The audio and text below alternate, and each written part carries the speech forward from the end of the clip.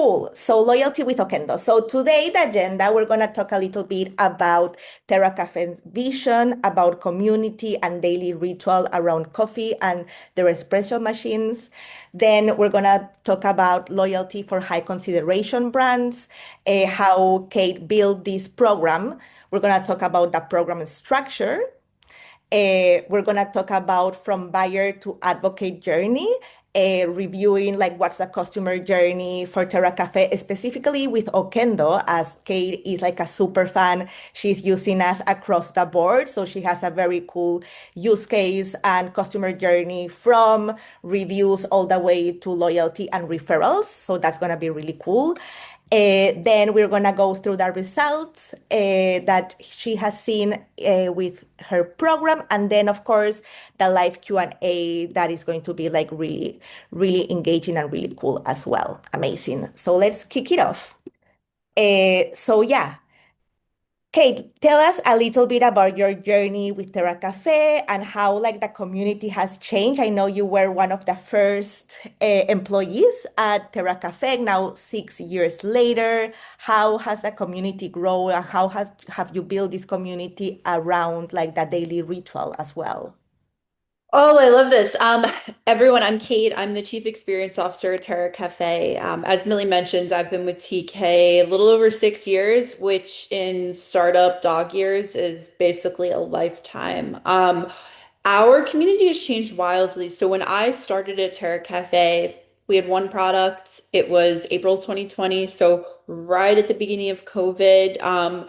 And we were a brand new product, right? So we were still figuring out who our customer was, who our customer would become. We really didn't know. Like, we know people consume coffee. The latte is the most ordered drink in the US. We knew people were trying to move away from pod-based coffee in favor of something a little bit more sustainable, but we didn't necessarily know what that looked like. So that was one of the first things that I had to do when I started at Terra Cafe was like figure out who our customer even was. At that time, we had like names and addresses and not much else.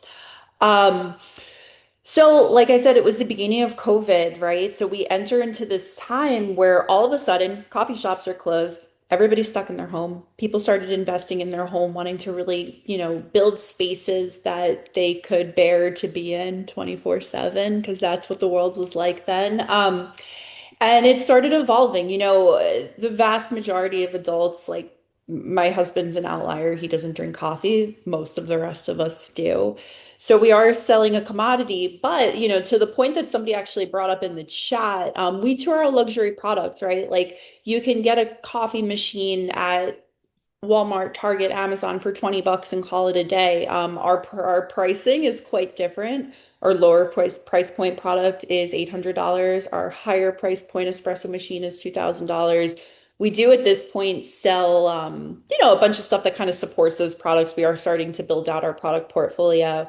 But from the very beginning, we're like we kind of didn't know what to expect. And I remember when I came into the company, I assumed our customer was going to be affluent urban millennials, right? Like people that wanted something beautiful in their kitchen and didn't mind paying more than you would for a lot of other things in this category. From the very beginning, I was wrong. Our customer base is a lot more diverse than I think I ever anticipated. We've got a lot of people doing payment plans, people all over the country. We do currently only sell in the US, although that'll be changing in the near future. So yeah, if you've successfully launched internationally, like hit me up on LinkedIn, would love to chat. Especially if you work in hardware or luxury goods. But side note, personal inquiry for me. Um, so our customer right off the bat was a lot more diverse because coffee is a commodity, right? It is something that unites us all. And for a lot of our customers, it becomes kind of this natural gathering point in the home. So it's been cool too to watch our customer really evolve over the years, right? In the beginning, it was a lot of early adopters. We are a tech forward product, and it's really fun to be at that point of the adoption curve, and deal with early adopters. They have a lot of patience, we'll say, for bugs and operational hiccups.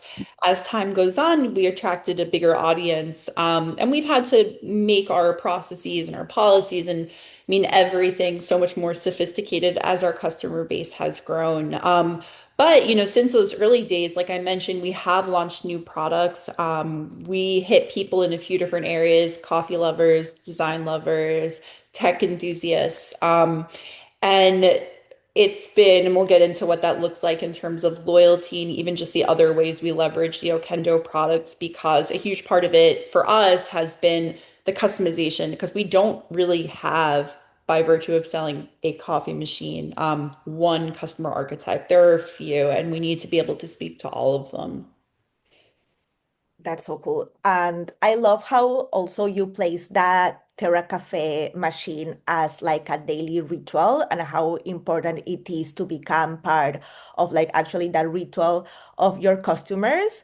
I know you mentioned like as a high value product, that repeat purchase may not be as often, but you still want to stay close to your customers, right? Yeah, yeah, and it's made it really an interesting challenge when it comes to building out a loyalty program, right? Because we're not the brand that people are buying from every few weeks or every month. It's not like me like wandering into Sephora and using their loyalty program, which is like the tops, right? It's the gold standard for us all. But it's not that kind of program. So we had to get really creative about how we use points and how we help people take their coffee ritual and turn it into a brand ritual.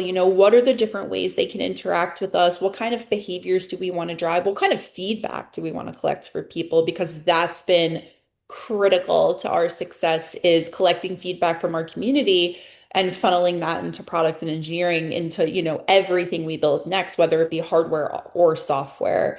So it has become a lot larger than simply, okay, spend money, get points, although that is of course part of it. But really it's like, what other behaviors will drive value for the business, and how do we encourage our engaged community members to participate in a way that they get a reward as well.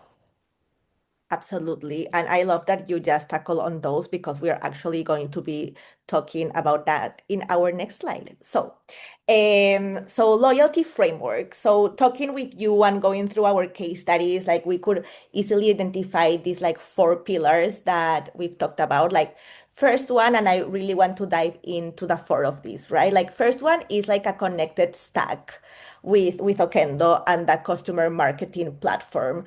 I know that before you were doing like loyalty with someone else, review with someone else, quizzes disjointed. So tell us like how's been your experience from going from a like disjointed experience to having everything under one platform, like data talking to each other. Mhm. Yeah. Oh my gosh. So I guess bottom line up front is we currently use the entire Okendo suite of products. So we have referrals, reviews, loyalty, quizzes, and surveys. We'll get into what that looks like. Previously, we have done all of those things, though in a totally disjointed way. So we, with the exception of, actually, no, everything was completely disjointed now that I think about it. And it worked, but let me qualify that. It worked in the barest bones sense, in that we were collecting reviews, people were referring friends, we were collecting feedback from surveys, we were collecting feedback from quizzes, and we were driving, we had some degree of loyalty program, but transparently was not successful back the way we used to run it. And the problem, though, for us was, number one, none of these platforms spoke to one another. So, yeah, we might have a customer that was participating in all five things, but we had no idea who they actually were.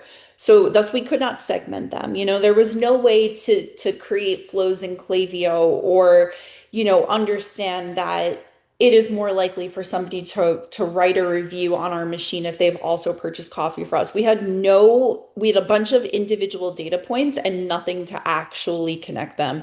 And I don't know if you guys have seen that meme, but I've seen this meme like 1,000 times, where it's like, it's information versus experience, right? Where information is a bunch of discrete dots, and then the experience side of it shows those dots, but they all have lines connecting them. And I think that's what it has been like for us, going from this totally disjointed stack of tools that in a lot of cases we chose because it was, the cheapest or promised the easiest implementation, going to something where these tools actually talk to one another. So from then, that's been a huge part of it. The other thing that has been part of it is that we've been able to drive greater engagement in all of these things because they all feed back into loyalty. We're able to tell customers, hey, take this quiz or give us feedback on this survey. You get loyalty points, or you refer a friend and again, you get loyalty points. Leave a review, get loyalty points. So now all of these things create this beautiful flywheel effect where participation in one makes it more likely that people will participate in the next and so on. Whereas before, like, we got a little bit of data, but it wasn't good because it didn't connect. And we also were shortchanging ourselves, right? Because we were just getting far lower engagement when everything kind of lived in its own world, as opposed to now when it's like, well, we have one customer, they're going to do all five things, and we're going to know that it's one customer doing all of that and providing us with all of that concrete insight. That's great. That's great that you know like how much is engaging your customer with the brand and also how you can reward them and like the fact that they can move tiers through these Yeah. behaviors. So, okay, amazing. So that definitely is one of the pillars of the Terra Cafe program for sure. Then something that we've talked a lot about as well is rewarding and earning points beyond purchase and spend. So there's so many other behaviors that you want to incentivize. So let's talk a little bit about that.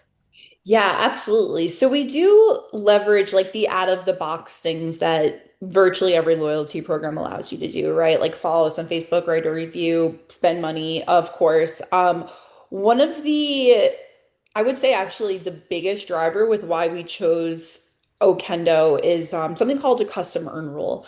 So for us, right, like of course we want people, like we're businesses, we want people to give us their money. Like it's literally why we exist. It's how I personally get paid.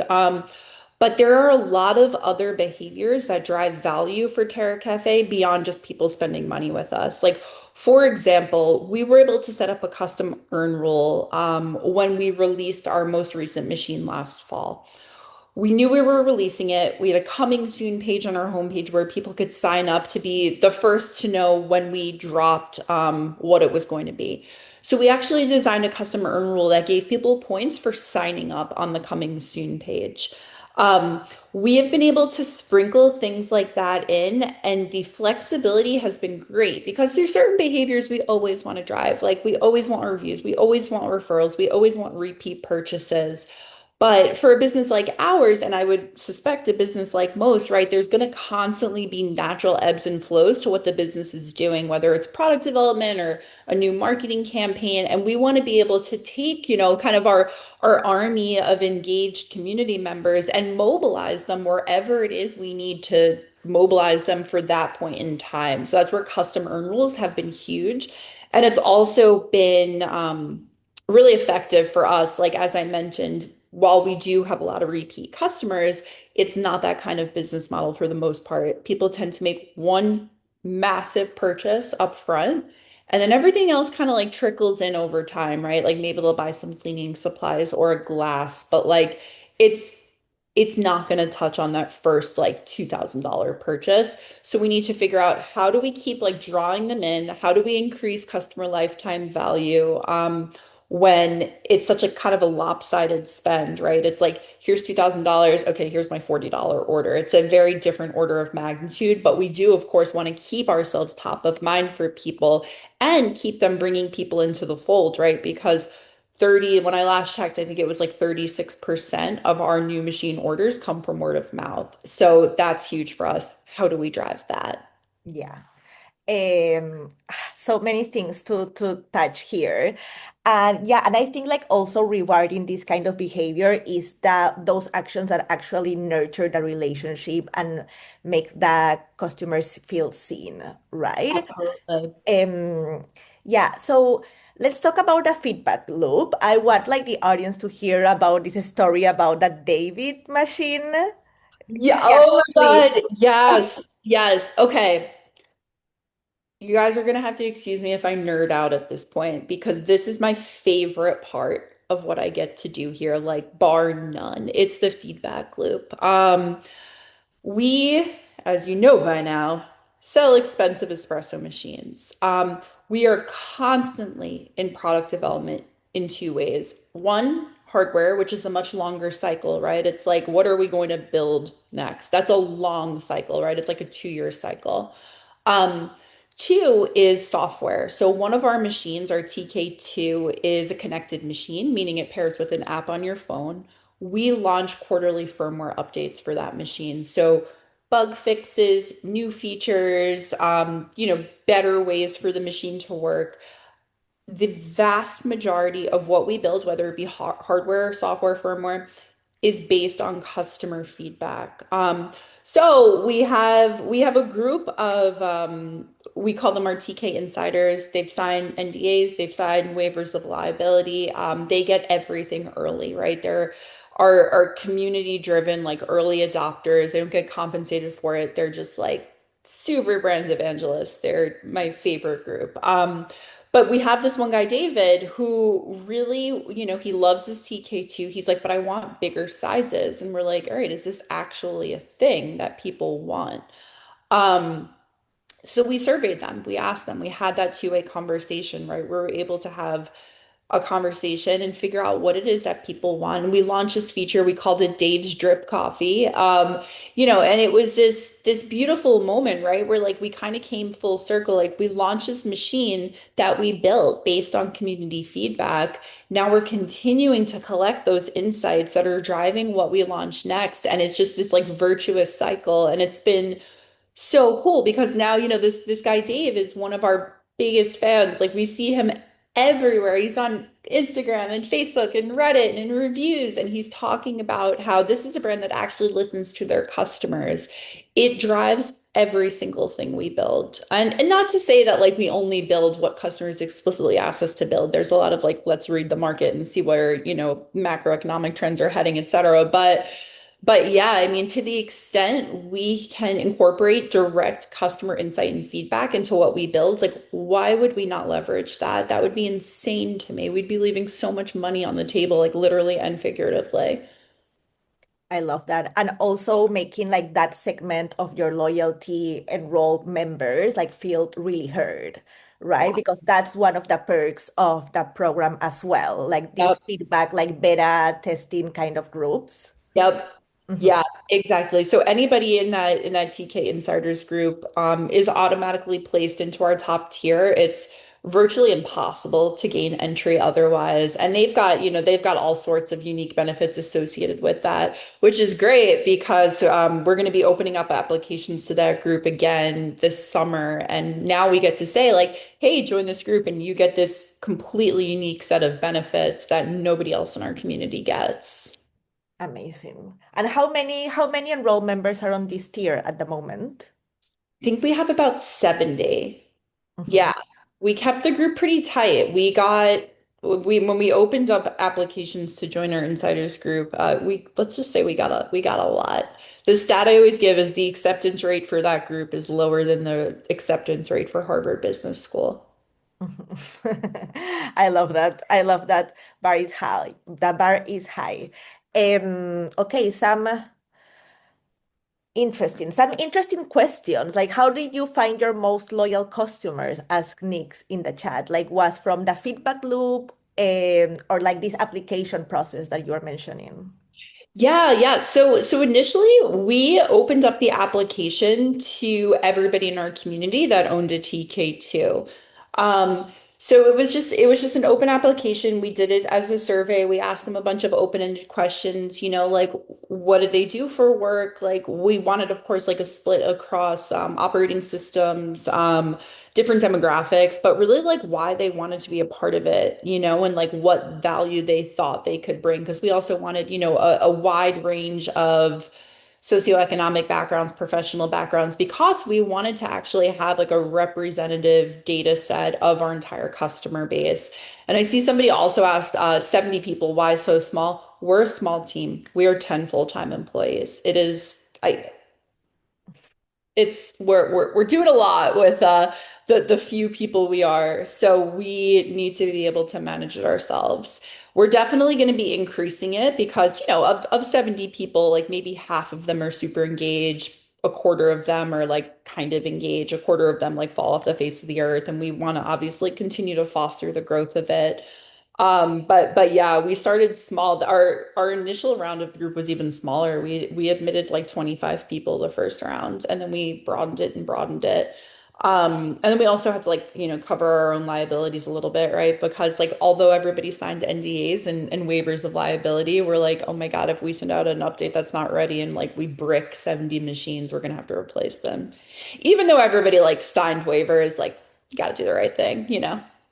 Mhm, mhm. And even though there is 70 people on this specific group, right now I think your loyalty program is around like say 6,000 Yeah. loyalty members. And Yep. definitely like we've talked about how you are pushing for like more enrolled members, right, to the loyalty Yeah. program. Yeah, absolutely. Okay, amazing. And then last one to the word of mouth and referrals. That's also like one of the pillars of the success of your loyalty program. Right now, I think you are seeing an ROI of 108 over investment. So yeah, tell us a little bit about your experience with referrals. Referrals are huge for us. Um, when I open my phone, right? Like I'm on social media, I am hit with ad after ad after ad. If, I forget the exact stat, but like if you're, at least if you're like an American on social media, you get hit with literally thousands of ads a day. And most of them, like I gloss right over, right? It's like maybe something catches my eye occasionally, but it's so frequent that like I'm numb to it. Same thing with email marketing, right? Like I'm getting like I stay really on top of my work email. My personal email, I have like 70,000 unread emails, right? And the vast majority are like marketing emails. That being said, if my sister calls me and she tells me, you need to try this product I just got, whether it is, hey, I just tried this new mascara that I got, or you know what, like I know you've been looking for an air fryer. Here's the one that I have. I love it. Like, guess what? I am more likely to buy like one of 1,000 ads I see that day, or something that my sister's like, you need to buy this thing. That is the power of referrals for us. We sell expensive machines. It is a highly considered product. People tend to deliberate for a while. We do occasionally get what I'm sure are like 2 a.m. drunk purchases. They're not the vast majority of our customers. People are thinking before they're investing, and nothing is as powerful for us than word of mouth. So we see this in a couple of ways. Obviously, a ton of it is direct referrals, right? People love referrals. They get to share a discount with somebody and of course get a reward for it, which is great because then we get that repeat purchase behavior and really like starting to reinforce that ongoing relationship. We also track word of mouth though through Okendo surveys, or so we have a post-purchase survey live on our site right now. So everybody that purchases, like we get to see how they first heard about us. And there are a lot of like products that offer that service, but this is actually included in like our Okendo platform. So I got to like look like the hero to my marketing team. I was like, guys, we can stop paying for this. Like I got us this from Okendo. I love that. I love that. So yeah, so we're going through the four pillars of your program. And but like let's talk a little bit about like the customer journey. I think like you place it like really well. Like how would you tell like right now, well, I know like Terra Cafe and most brands are investing so much bringing customers to your website, right? Like what happens after they land on your website and how what's that customer journey looks like for you right now?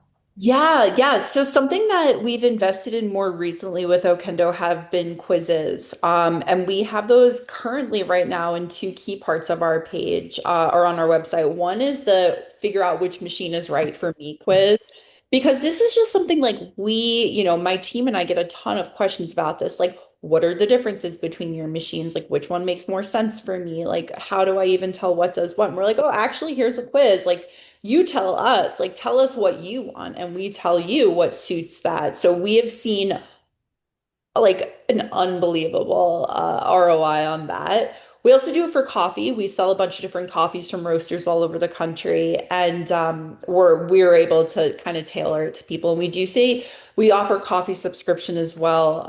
And we've just started tracking, but like thus far, the numbers are telling us that customers who buy coffees that were recommended to them from a quiz on subscription have a higher subscription retention rate than customers that chose the coffee themselves. So I will be very carefully tracking this number in the coming months because this is super intriguing for me. The other thing too that's been, of course, helpful for us are reviews. I don't know anybody that buys anything these days without checking reviews. So that has been key for us. I really like now we've implemented a couple of things that are a little different from the way that we used to handle reviews. We now have demographic information so people can sort reviews by people that are, most like whatever circumstances they're looking for. The other thing that's been great are AI summaries. People can kind of like pick out keywords, right? Like what are the important factors for them? And then, they can get reviews that make most sense, like whatever it is they're looking for.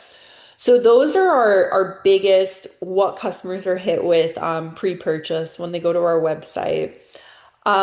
Surveys, of course, inform literally all of it. So that's almost in a category of its own, right? Because those don't live directly on the website pre-purchase, but they do inform everything, right? Like everything we build, the way we market things, what we decide we might develop next. And it's another way that we keep people coming back. Loyalty is cool. People are hit with it in a few different ways, right? So, of course, part of it is at checkout. You can sign up for loyalty like within the Shopify checkout. We're on Shopify. There's also ways to leverage loyalty before you even buy anything with us. Like we give people points just for joining. It's in our email footers. It's kind of sprinkled all over the place. We want to remind people that this program exists. Um, and then, of course, referrals. So it's part of our post-purchase email flow. When people buy anything from us, I think it's like a 45-day after order. It's like, hey, are you loving your machine? If so, like refer friends.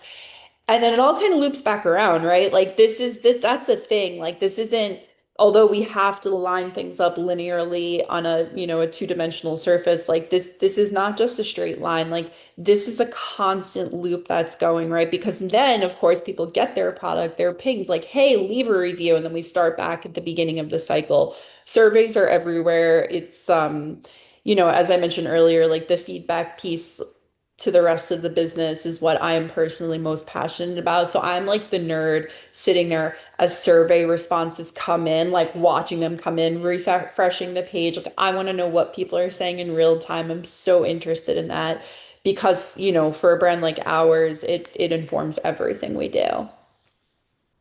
We love it. And like approximately how many product launches do you have per year, let's say? Like how often do you launch products? Mhm. Um, it used to be not that frequent. It used to be like one a year, but we've launched four products in the last 6 months.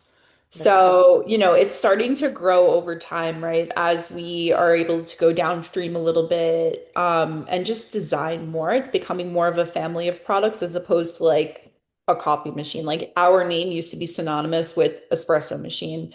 Now it's like, well, we've got a milk frother, we've got glassware, we've got coffee, we've got care and cleaning, we've got apparel. It's kind of growing into this whole new beast, which is a fun challenge. And that's so smart to keep your customers close, right? Because as you mentioned, like the espresso machine purchase can take like 2 years until it comes around again. So it's a great way. And I think like the loyalty program has been, we're gonna see the results in a minute, but definitely that has contributed. So okay, let's check what it looks like on your website. So we see that you are promoting the rewards on the homepage on a banner here at the top. And then once you land there, you have like three tiers, very like easy to understand, not overcomplicating it. Yeah, let us know how you like landed on these like annual spends and how was like your experience as well working with your CSM and your manager to figure out like the best design for Terra Cafe. Oh my gosh. Yeah, God, we had so many rounds of this. We're like if you look at our products, you can see we're a very design forward brand. So what we did not want was something that didn't fit in with the overall aesthetic of our brand. Working with our CSM is Carrie. I'm obsessed with her. I regularly pester her. I'm like, hello, how do I do this thing? And then she's like, oh yeah, I just did that for you. I'm like, oh, well, thanks. So shout out to Carrie, but so it was really easy when we actually wanted to design it, right? So we had our designer draft up like what it would ideally look like in Figma. The Okendo team helped us build it out. And then from there, it's been very easy. Like what is great for me personally, I don't know how to code. I don't know anything about graphic design, but I do like to tweak stuff endlessly and constantly. And I like that I can do that in the Okendo backend without having to get like 19 other people involved to like change one little thing. So that's been seamless. Love to hear. Yeah, like our onboarding and our success team, professional services overall, I think is one of like the key components of like Okendo success and why like brands stick with us as well for the Well, support that. Mhm. yeah, yeah. I mean, I don't know if I can like name drop, but prior to Okendo, we were with a competitor that rhymes with hot po. Um, and guys, I strongly don't recommend it. I'm sorry. Like that sounds so brutal, but the truth was like we're a smaller brand. We are like a healthy eight-figure revenue, but we were not getting basic questions answered. It was like trying to pull teeth. Now, like I'm connected with Carrie, I'm connected with you. Like we have a Slack channel. I can email. It's like it just I can actually get things done and iterate, right? Because if you're in a startup, a lot of times you want to iterate really quickly and refine and tweak and see what resonates most deeply with your community. And like I personally like I don't have the time to like wait weeks for a reply on like how to change one tiny thing on a page. It just like it doesn't work for us. Yeah, I hear you. I think like our success team always like, oh, I'm always hearing praises for them. So yeah, shout out They're to awesome. Carrie. Um, Okay, and then earning points with Soris as well, and then very clear like display of how you can convert your points into dollars, and then the benefits. And this one is like one that really stand out for me about exclusive invites, right? Yeah. Like the exclusive invites, I guess like those invites for like this elite group is Yep. through the Maestro tier as well, and they get like first tell us a little bit more about this exclusivity for the Maestro tier. Yeah, so it's been a few things. First, it's an invitation into our private customer only Facebook group where they have a direct line to me, our founder, our marketing person. They get invitations to firmware and app updates early. They get new product information early. They also all got invitations to a real life like press event that we did last year to announce a couple of our new products. So it's been really cool, right? Because to what I said a lot earlier, we don't have just one customer archetype. We've got a bunch, and we need to be able to kind of draw on what interests all of them, not just like one of them. Some people are going to be really motivated by like earning a bunch of points. Some people are going to be really motivated by getting early access to product drops or like the ability to be first in line or even just like oh, we've done like Zoom webinars with our founder and with our CTO to be able to talk one-on-one with people. Like there's going to be different things that resonate with different people. Mhm. But I feel like that 101 is so valuable, especially today in the age of AI, right? Like how we are bringing like the human connection back. And I think like loyalty programs is like a great way to build those relationship and like memorable moments.